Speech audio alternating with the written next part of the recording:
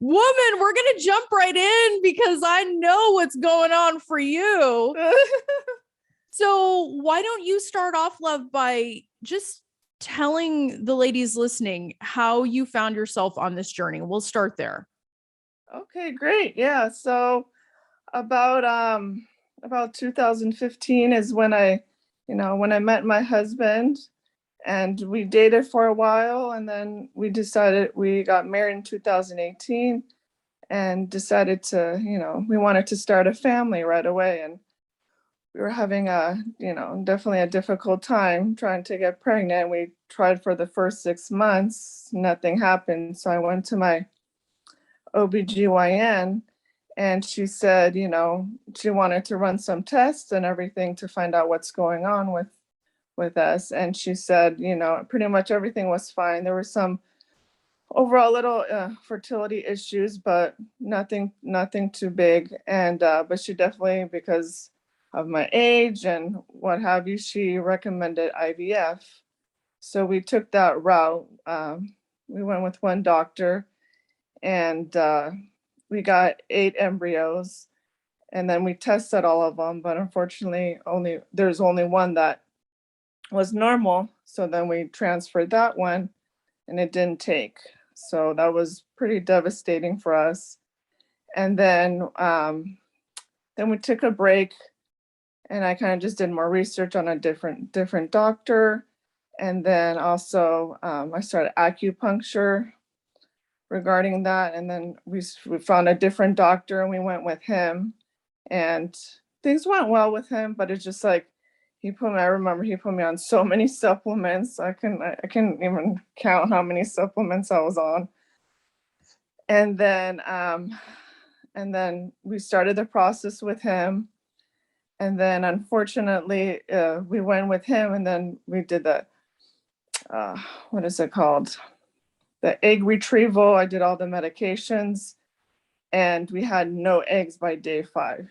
And so literally, I was just devastated. And after doing those 2 rounds, I was mentally, emotionally exhausted. I was just like, and our relationship was just, it wasn't that great. It was really, there was a lot of tension between us regarding this whole situation.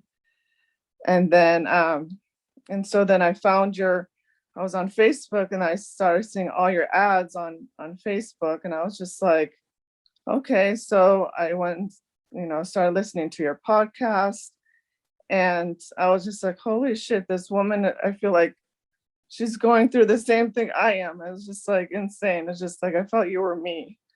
And then I started reading your book, and then I was just like, I definitely felt I needed more of a personal one-on-one with you. The book and the podcast just wasn't doing it for me. And so then I signed up with you in November of 2020, I think. And then we started the journey from there, and it's been, it definitely helped me a lot. So it's been great. Well, so, you brought up a lot of really interesting points in giving us kind of the lay of the land on how you ended up on this journey. Mm-hmm. But what was it that, because you started to describe, you were devastated in your relationship, started to suffer. What was going through your mind at that point? Because, one of the things that I think women don't anticipate is not only is this stressful for you, it really starts to take a toll on your relationship, because what was supposed to be an exciting time of having a baby, very quickly turns into chaos. Yeah. It became more of a job than enjoying the process, and it's just like, especially with me, it's just like, I'm such a type A control freak, and I need everything to happen a certain way. And then when it doesn't, I just I get really just frustrated with the whole situation. So it's just like, we were just not enjoying the process at all. I was just like putting so much stress on him, putting stress on me, on my body, and me mentally. And it was just awful. It was not a good place to be, And I knew that once I found your podcast and was reading a book, I knew it was more of a mental thing that I needed to change in order to help me, you know, get where I wanted to get, be pregnant and have my baby. So Yeah, and did you have a diagnosis? Like, did they ever like it was pretty much unexplained infertility. that the dreaded diagnosis, Agata, right? It's like, well, we don't really know what's going on, but well, Mm-hmm. and this is what like I hear from so many women, and I think this is true for you too, because I know you so well, is that like if I just knew what was wrong, right? Like Mm-hmm. if I just knew what was wrong, I could fix it, right? Yeah. And So, oh, go ahead, yeah, please. and also it was just like, I didn't think I can fix it. I was looking for, like the doctors, they're telling me, okay, you have to do this, you have to do this, you have to take this supplements, you have to follow this diet. And it was just like I was going by what everybody else, because I was just trusting more of the doctors instead of myself. Oh, that's a massive, massive awakening that I think you're blessing a lot of people with, because that's a hard thing for people to understand that, like, yes, your team is there to support you, but ultimately you are fixing you. You are curing you. You have to believe in you. What do you think about Hmm. that? Yeah, it's definitely like mind-opening experience to finally like really see that, it's not people on the outside that can fix me. It's pretty much I can fix myself. But it took me until I met you, it took me a while to figure out, that I can fix myself. I don't have to look for people on the outside to fix me. Well, and so what was it, Agata? Because I know you're a hard worker, you're a smart woman. You know, there had to have been a point where you had to be willing to receive that kind of support. Because I know, like, you're used to doing shit on your own. You're a smart lady, Yeah. and but there's a point that there were a switch had to have been flipped in you for me to ask for this help. What was that? It was after the second IVF that we tried. And when we found out we had no viable eggs, I was just like, okay, this isn't working for me. Like, I can't stop like trying to figure this on my own and what have you. I really needed the help mentally, emotionally to get back on track and figure out to help me get where I need to get, because I was so I didn't feel like I completely felt like I lost myself in the whole process, and I just needed to get myself back. Let's talk about that, because that's a big deal to be able to get yourself back. So, what were some of the things that you learned? What were some of the things that helped you get yourself back? Just like trusting myself again, and just like realizing that, you know, I needed the help in order to get there, and to really figure things out from there. So that's what really helped me kind of just let my guard down, and just, not feel like I have to control everything in my life, and just feel like, okay, I just have to let things go and just have, God, universe, source to help me through this whole entire process, knowing that I'm not in control anymore. I have to let things go and let things happen that were supposed to happen. Yeah. And that and it's interesting because faith is such a critical part of this journey. And what's interesting is it's not limited to, faith in a particular religion. It's faith in something bigger, that this Yeah. desire in your heart is there for a reason. Hmm. Why don't you share a little bit about your own faith journey? Like, how did you develop that? Because that I know for a fact that that was a critical part in you getting to where you are today. Absolutely. Yeah. I mean, I pretty much grew up Catholic, so that was already instilled in me, but I just did it because I did it, because my family, believed in it. And it's just like after a while, I just lost that relationship with God. I just kind of felt like, okay, I didn't need him. I'm fine. I can do everything on my own, and then it's just like then once this happened in my journey, it was just like, it was definitely an eye-opening experience knowing that, I can't do everything on my own. He's the one that's pretty much in control, and just then finally getting that relationship back with him and like restoring my faith in him, that really helped me in the process and getting to where I was, because in the beginning of the process it wasn't there. I was just like, I felt like I was acting like God. I was just like, okay, I don't need him, I don't need anybody else. And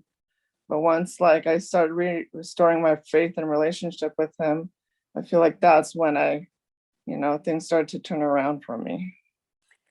Yeah. And you know what's interesting too is it because your work is in medicine and you understand that there are certain, I mean, you're around that world like all the time. Mhm. It's really easy to get consumed by statistics and all of these things, because at this point in your own journey where you were at is you had two failed IVF cycles. Mhm. It would have been really easy for you to say, oh man, IVF is the big guns. Like, I don't have a chance here. Mhm. Yeah. I pretty much lost all hope. I was just like, I don't know. I was just like so lost in the whole Yeah. process. But you got back on the horse, Agata. Yeah. Tell us about that. Tell us about rebuilding that and how you got to where you are today. Walk us I through the just, steps. yeah, I just really felt like after I did the 8 weeks with you, I felt like the main turnaround that I had was when I finally decided to do the one on one with you. And we started just working one on one together. And I just felt like at one point, just like a switch flipped in my head. And it was just like, you know what? I don't need IVF. I just felt like that wasn't, I really started reflecting on myself of how I wanted this baby to come. And I just really felt like IVF wasn't the way. And I really had to have a difficult conversation with my husband, which he felt like, okay, you have to continue with the IVF process. And I was just like, nope, I'm not going that route anymore. I'm done. And it's just like, it's not the money situation. It was just like, it was just affecting me too, mentally, emotionally, physically. And I just felt like I wanted to do, more of a natural route. And then I started talking to my acupuncturist, which, oh, she's such a blessing that I found. And she kind of connected me with a great doctor, and she told me about IUI. And I was just like, I never heard of IUI. Like, nobody told me about it. Like, none of the other doctors told me about it. And the moment I started doing more research on it and reading about it, I was just like, I just felt like, okay, this is the path that I need to, give it a try. It was less invasive, more, a little bit more on the natural side than the IVF process was. And I just felt like I just didn't give up, and to tell you the truth, even to this day, like I've been working with my acupuncturist, and she just says, out of all my clients, like she helps clients get pregnant all the time. She was just like, I was the happiest for you because you never gave up, and you just kept pushing and pushing regarding this whole situation, because she knew how frustrated I was. And she was just like willing to help me in every avenue that I could, that she could help me. I think that's incredible, Agata, because this trust that you were talking about earlier, you're living proof of that. Because think about it, like you had to trust yourself. I mean, it's crazy to me that you didn't know about IUI, that you were kind of Yeah. shoved immediately into IVF without being given an intervening step of IUI, like, immediately shoved into a really invasive process that clearly Hmm. didn't work for you. And Hmm. so when you were able to take a step back, you had been doing the work to trust yourself. You had been working on what you were thinking and believing. And then you gathered up the courage to believe and stand in the reality that IVF wasn't for you. So you made a fucking choice and Hmm. said, I know what I want. I want to have this baby as naturally as possible. Clearly, you weren't anti IVF because you had done Yeah. it. It's just there was a feeling in you that it just Mm-hmm. wasn't for you. Mm-hmm. Yeah. Agata, Yeah. And like, yeah, and just having that, just and having that faith in God too is just like the more I started just believing in him and praying, like people just started coming into my life that like, you know, was a total blessing. And I just felt like by having more of that faith, that's the reason why they came into my life.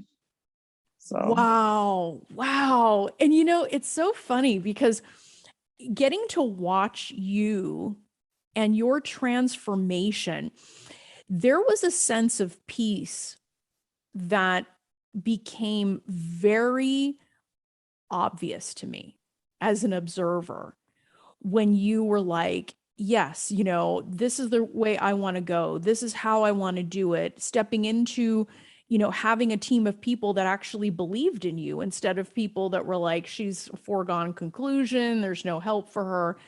Like, that's massive. mhm. And even at one point, it was just like, because we started trying in 2018. And so, we've been already on this journey, like now, like over almost 3 years now, almost four. And a lot of like even people around me were just telling, okay, well, you can always adopt or you can do this. But I was just like, I knew in my heart I can do this. I was just like, that's not the path for me. I appreciated their input, but I was just like, and it just at one point, even some people were just saying, why don't you just, give up and stuff? And I was just like, nope, that's not gonna happen. No matter how much emotional, how much stress I was going under, I'm like, I knew I wasn't meant to be a mom and I wasn't gonna give up. So Well, and think about that, Agata. I mean, it's a really heartbreaking reality that people are so willing to give up. I mean, it's not like you were trying for 20 years. Like, yeah, you're just coming up on 4 years now, and it's like I'm only a few years deep in my dream, and because it didn't work out one way, I'm supposed to give up on everything? I don't know. That's not who you are. I know. And I think one of the coolest things during our work together was really getting you back to that fiery, like really clear Agata that you were born to be, Mm-hmm. as a woman with big ambitions and big dreams. So talk to me about, because something rather special happened as a result of you being willing to lean into your desire to want to do this more naturally through IUI. Tell us how that worked out. Once we decided to do, IUI, and we found this amazing, amazing doctor that my acupuncturist um, definitely recommended us. And, you know, he was just, he was really on board with us. I mean, but he definitely brought up the IVF, and I'm just like, I told him, no, I'm not doing IVF. I really want to try this IUI. And then we went through, I mean, this kind of helped, but it was not the main part of the story, but I just want to share this with everybody is like, we end up finding out, definitely the IUI was covered by insurance, which definitely helped us a lot. And then they mentioned, oh yeah, IVF is also covered by insurance. So I'm like, okay, if this doesn't work, then, I'm definitely not, I didn't close the door on that, but I definitely knew that I wanted to do IUI. And then I ended up finding out that it wasn't covered. IVF wasn't covered by insurance, and I for 1 second I was upset, but then all of a sudden I flipped a switch. And I was just like, you know what? That's just a sign from God telling me I'm not meant to do IVF. And so like I just pushed onto the IUI, and you know it took like 4 tries of the IUI until we finally got pregnant. But my doctor believed in us and believed in me, and he never gave up. After the first IUI, he was just like, let's try again, like he didn't give up on us. He didn't give up on me and my dream of being a mom and through IUI. So it was just like, and he never brought up IVF again, like after we tried IUI. And so, I mean, the third one was a little, devastating because it ended up being a chemical, but it was just like, I knew our baby was close because it's just like, and then after the fourth one was just at the end of the year, like literally it was December 30th was our insemination. And it was just like, that was the way he was going to come in. So. I love that. I love that. And so, look, Agata, you from 2 failed IVFs to getting to the point where you're working on yourself, you make a decision that you want to do less invasive treatment. You've learned to trust yourself. So you lean into that choice. And today you're pregnant because of it. Mm-hmm. How far along are you? I'm 26 weeks. Oh, yeah. Can you believe we're having this conversation? I knew it was going to come. So it was just like, I never doubted it. So I just didn't know how long it was going to take, but it didn't matter because I was going to keep going until I was pregnant. So. And that is such a powerful lesson and such an incredible mindset that you're sharing, because there are going to be more people that doubt you than believe in you. And it really takes strength of character and grit like yours, Agata, to be willing to say, no, I know in my heart I'm meant to be a mom. I'm not giving up. Mm-hmm. And it's so funny to me because you basically had to call up that mama bear energy even before your baby got here. Like you were acting like mama bear. Mm-hmm. I love that. I love that. Well, so what would you want, like if you think about all the things that you learned and who you became in this process, what are some of the most important things that you would want the women listening to know? Like think about who you were back when you first found this podcast. Like what would you want the women listening to know?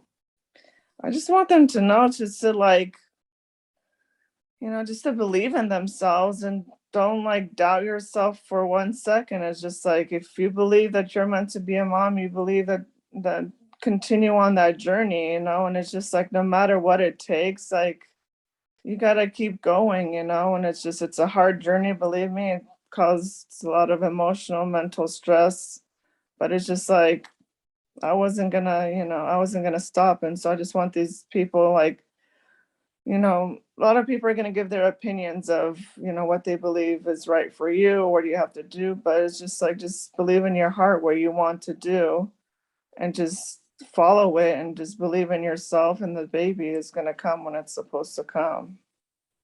That's so good. That's so good. And you also became somebody, Agata, that was willing to take a chance on her. And I think that is such a powerful lesson as well, because, you were so willing to get out of your comfort zone, not just in asking for help, but being direct with people, telling people what you wanted, not just sitting back and thinking like you had no options. You really became the woman who succeeded before you actually succeeded. Like you became that woman that just took control from a place of love and from a place of knowing herself. And you're 26 weeks along because of it. Well done. Well yeah, done. I really felt like even after our third IUI, we went to Big Bear, and that was an eye-opening experience for us too, because I really felt, because we always talked about, saboteurs, and like I think the main one was, since I'm a dietitian, was diet. Like I just felt like, oh, if I don't eat perfect all the time, it's not gonna happen. And so it's just like, the moment I went to Big Bear, I was just like indulging in stuff that I haven't indulged in like forever. And I just started feeling like myself. Like I was finally feeling like myself there. And I'm just, and when that one took, then I was just like, okay. So I'm like, even now it's just, I'm still in, during the pregnancy, I'm still, watching what I eat. But overall, if I crave something, I'm going to have it. I'm like, I don't care.